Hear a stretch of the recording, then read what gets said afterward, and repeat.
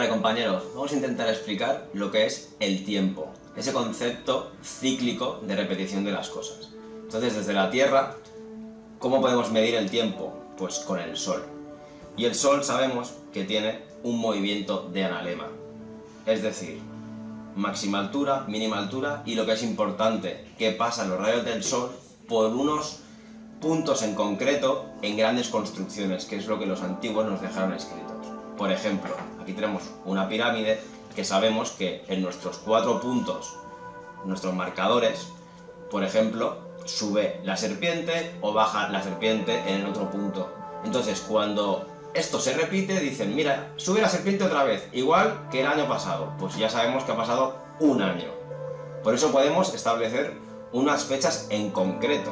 Es decir, dijéramos que en el analema del Sol, que se produce cada año, de ascenso y de descenso, hay 4 marcadores o puntos exactos cada año que siempre se repiten, los 2 solsticios y los 2 equinoccios. Y a través de las sombras que dejan a analema, por ejemplo, podemos saber que es una cosa cíclica que se ha repetido, ¿de acuerdo? Pero sin tener en cuenta el fondo de pantalla, que son las estrellas. Esto ahora no nos interesa para marcar lo que son nuestro, entre comillas, año, que celebramos todos, ¿de acuerdo? El reloj del Sol sería nuestro reloj más próximo. Exacto. Entonces, tenemos otra cosa, que son los ciclos siderales y sinódicos de la Luna respecto o el firmamento, que son las estrellas que mueven de fondo de pantalla, Que ese sí que sería el reloj mayor y más alejado. que es el sideral, que el sideral o fondo de pantalla sería para, que es lo que está relacionado con la precesión de los equinoccios, que significa para medir tiempos mucho más largos, que sean las eras. ¿De acuerdo? Entonces, vamos a recordar, esto es nuestro horizonte. Por ejemplo, el Sol, si empieza en el mes de Cáncer, va a estar 30 días y 30 noches con Cáncer, hasta que pierde la velocidad con la que llevan las estrellas en el firmamento y decae al de atrás. Y está otros 30 días en Leo y así sucesivamente. Luego en Virgo, ¿de acuerdo? Eso es un movimiento porque el firmamento va a una velocidad, el Sol va a otra un poquito más lenta, acordaos que pierde 4 minutos por día, y luego la Luna va mucho más lenta. Por eso la Luna, si empieza, por ejemplo, hoy en Leo y pasa el día y pasa la noche, solo va a aguantar ese ritmo de Leo 2,3 días más o menos, y luego que decae a la constelación que la coge. Exacto. ¿De acuerdo? Entonces, sabiendo estas velocidades, tenemos que tener en cuenta que lo que le llaman ciclo sideral de la Luna es respecto al firmamento que hay detrás, a esa pantalla, ¿de acuerdo? ¿Por qué? Porque sabemos, por ejemplo, la Luna, si, mira, está en esta estrella de Cáncer, ¿cuánto va a volver a tardar a estar en esa estrella de Cáncer? Pues eso es el ciclo sideral. Y resulta que tarda 27,3 días, o 27,41, como ya explicaremos después. ¿De acuerdo? ¿Por qué?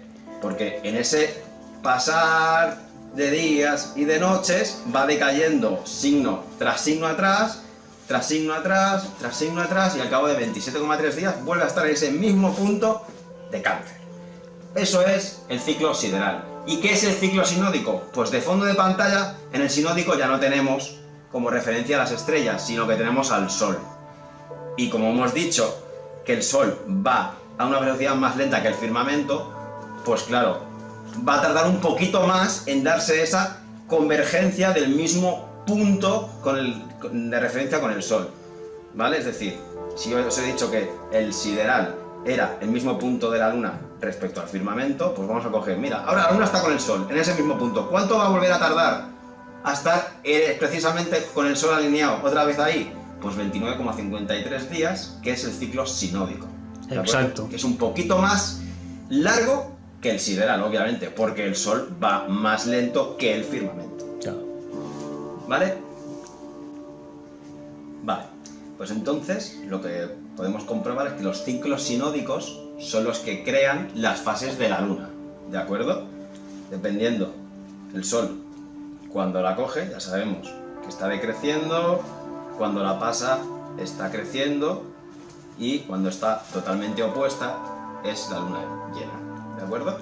Entonces se puede decir que el ciclo sinódico es cuando Sol y Luna Están en el mismo punto. entran en conjunción exacta, se alinean, es como un matrimonio, pum. En ese punto están los dos juntitos, ¿de acuerdo? Esto nos da paso a los ciclos metódicos, ¿de acuerdo? Los ciclos metódicos es como una sincronicidad cíclica que tienen estos dos astros, ¿de acuerdo? Como cada año se van descorrelacionando porque cada uno lleva su propio ritmo, ¿qué ocurre? Que se da el ciclo metónico, que es que cada 235 ciclos de la Luna, los sinódicos, corresponden a 19 analemas solares.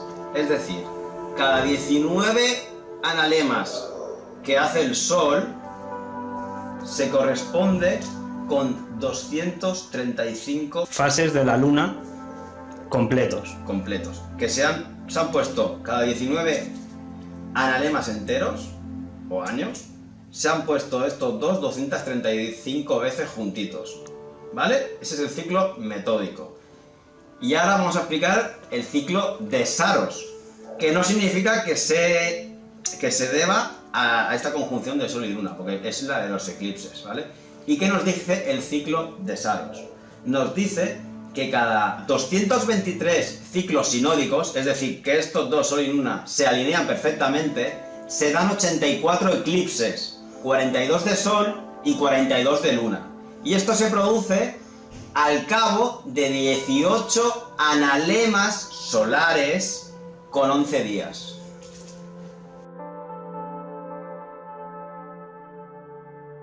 Vale, pues como aquí podéis ver, tenemos a la Tierra abajo con la cúpula y esto sería el firmamento, ¿de acuerdo?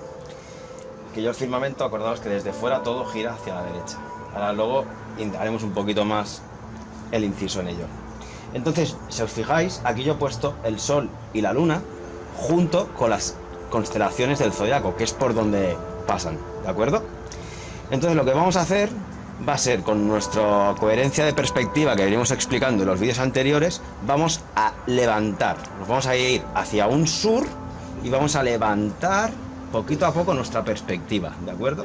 De tal manera que el Sol y la Luna nos quedarán enfrente nuestro, ¿de acuerdo? Ahora vamos a pasar de aquí, de este disco que hemos construido, es lo que vemos allí, que ya lo hicimos anteriormente con las constelaciones, para explicar las invertidas. Pues ahora explicaremos el Sol y la Luna y cómo se conjugan para crear la luna decreciente, la luna creciente y las formas que dibujan en los diferentes hemisferios. Como ya sabéis, nosotros estamos aquí en Barcelona y hemos puesto aquí atrás, aquí de arriba, lo que nosotros veríamos, ¿vale? Este es nuestro cielo. El norte nos quedaría atrás nuestro, ¿de acuerdo? El sur, uno de los sures más para abajo, y lo que sería salida del Sol, el este, y por donde se pone el oeste, ¿de acuerdo? De tal manera que el movimiento zodiacal es de este a oeste, ¿de acuerdo? Entonces, siempre que vemos nosotros desde el hemisferio norte, es antes de traspasar el ecuador, tanto terrestre como celestial, siempre. Siempre que vemos el Sol a la izquierda de la Luna, significa que está decreciente. Por eso dicen que la Luna es mentirosa en nuestro hemisferio norte y tiene forma de C, ¿de acuerdo? A pesar de ser decreciente, ¿vale? Entonces, las fases de la Luna pues están explicaditas de esta manera y ahora nos vamos a hacer una representación y nos vamos a ir al hemisferio sur a ver cómo ven allí las cosas. Y nos quedaremos también en el propio ecuador para ver cómo se dibuja la Luna. Pues nos vamos ahora para el sur, por ejemplo. Nos vamos de viaje. Como siempre, vamos a cruzar el Mediterráneo y nos vamos cerca de Sudáfrica.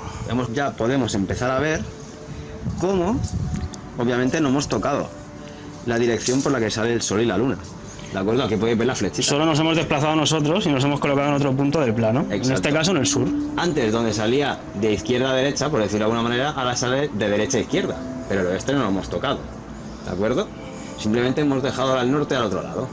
Entonces podemos ver que aquí, obviamente, el Sol... La fase es la misma, es decreciente. Exacto. Pero es decreciente, pero la forma de la Luna es de D. ¿De acuerdo? Por eso aquí ya no miente la Luna, en este hemisferio sur. Pero el Sol, en vez de tenerlo a la izquierda, el Sol está a la derecha. Pero acordaos que siempre va para allí, en la misma dirección oeste. ¿De acuerdo? Eso no va a cambiar nunca, estemos donde estemos. Aquí ya podemos ver la primera gran diferencia entre los dos hemisferios, pero es pura perspectiva. Y ahora nos vamos a ir debajo mismo del ecuador, que las cosas ya no serán ni de Cs ni de Ds, van a ir de Us. Vamos allá. Entonces nos trasladamos, un ejercicio imaginativo, chicos, por favor. Y aquí abajo nos encontramos, ¿de acuerdo? Podemos observar como la luna, como la tenemos justo encima, y el sol igual, pues tiene forma de U. Y una cosa que es muy curiosa es que nosotros la podemos empezar a ver en forma de U, pero como viene del este hacia el oeste, cuando nos pase... Cuando nos pase el sol ese mismo día, y la luna cambiará de forma. Y en vez de U... la veremos como una U invertida.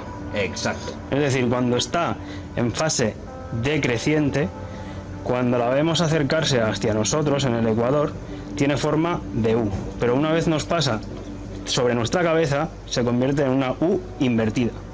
Recordad que todos estos ejemplos que estamos viendo es con luna decreciente.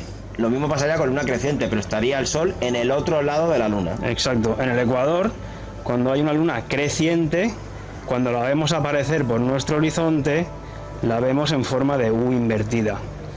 Y cuando nos sobrepasa nuestra cabeza, la veríamos al revés, en forma de U sonriente. Y por cierto, seguramente cuando estemos en el ecuador podremos ver la luna pasar más deprisa que por los trópicos, ya que en el ecuador la luna queda justo encima de nuestra cabeza, por lo que la veremos pasar más rápido. Igual que cuando tenemos un avión encima nuestro lo vemos pasar más rápido que cuando lo tenemos a 2 kilómetros de distancia, que lo veremos pasar un poco más lento, aunque vayan a la misma velocidad. Además, para poder hacer cualquier análisis sobre la luz que nos llega de los objetos que están por encima de la cúpula, ya sea el Sol, la Luna o las estrellas, tenemos que tener muy presente la forma de la supuesta cúpula y sobre todo el material del que pueda estar hecho, ya sea gas o cualquier otro material físico, y sobre todo por cómo interactúa la luz a través de ellos, ya sea a través de la reflexión, de la refracción, de la birrefracción o cualquiera de estos factores o fenómenos. Vale, pues como hemos visto, ahora una de las preguntas que se nos da es ¿qué es lo más correcto? ¿Decir que el Sol coge a la Luna por su izquierda, como en el hemisferio norte, o la coge por su derecha, como en el hemisferio sur? A nuestro entender, lo más correcto es decir que la coge por su izquierda, como vemos nosotros mirando hacia el sur en el hemisferio norte. Y esto es por perspectiva, porque si nosotros...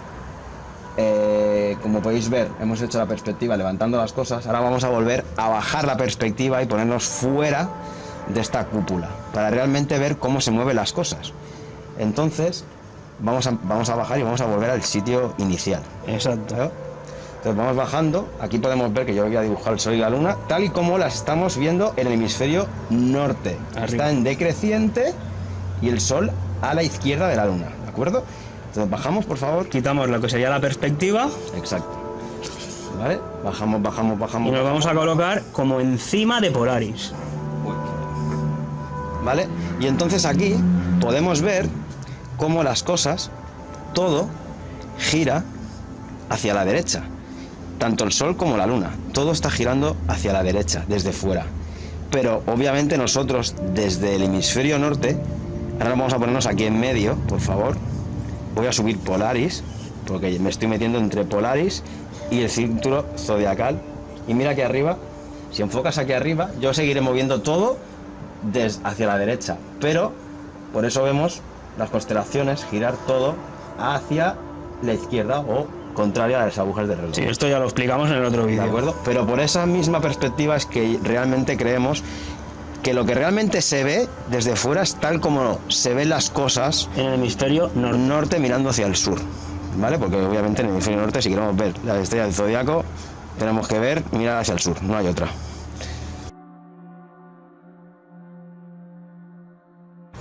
Vale, pues aquí podemos ver ahora a la Luna cuando está llena y hemos dibujado pues dos marcas muy significativas, ¿vale? La valvulita que nosotros desde el hemisferio norte la vemos abajo normalmente, y la redondita que la vemos a la parte superior derecha, ¿de acuerdo? Valvulita abajo y redondita parte superior derecha. Y ahora, ¿qué vamos a hacer? Pues lo mismo, nos vamos a ir al sur para ver cómo la ven allí ellos, ¿de acuerdo? Venga, vámonos hacia allí. Vamos a traspasar otra vez el Ecuador. Venga, nos vamos para el sur, traspasamos el Ecuador y de nuevo cruzamos el Mediterráneo, el Ecuador y nos ponemos en Sudáfrica. Y en Sudáfrica, ahora aquí ya podemos ver cómo la valvulita nos ha quedado en la parte superior y la redondita la vemos en la parte inferior izquierda. Es decir, lo mismo que pasaba con las constelaciones que se invertían. Exacto, con la fase de la luna. Pura perspectiva. La terra és plana, ho sap tothom, però a les planes hi ha rieres, codinetes i turons. Potser tinc ànima, no ho sé,